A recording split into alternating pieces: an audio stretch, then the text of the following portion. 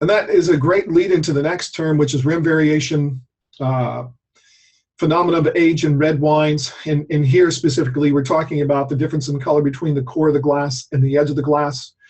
And the rule, which is, of course, not entirely precise, but usually the older the wine, the more rim variation. Important note down there that it's not important in white wines. If you see rim variation in white wines, probably starts to happen around 15 years. The cause here is, of course, oxidation and age. And that picture is of, I took that in 2003, so that's a 1983 Maryvale Cabernet. That's one of their first wines. And you can see all the gradations in color. And you can also imagine, if you know anything about vintages for Napa in the 1980s, that 1983 tended to be a colder, wetter year.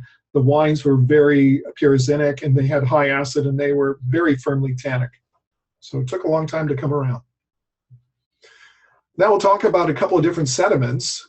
The first one, of course, is, I mentioned before, sediment in red wine in terms of age is pigment and tannins that precipitate out of a red wine as it ages.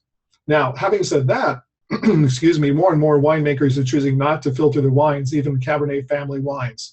So you're finding, sediment in really young wines as a result.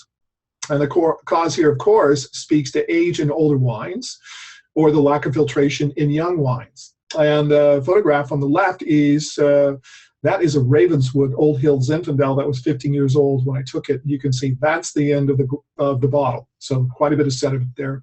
Not a surprise.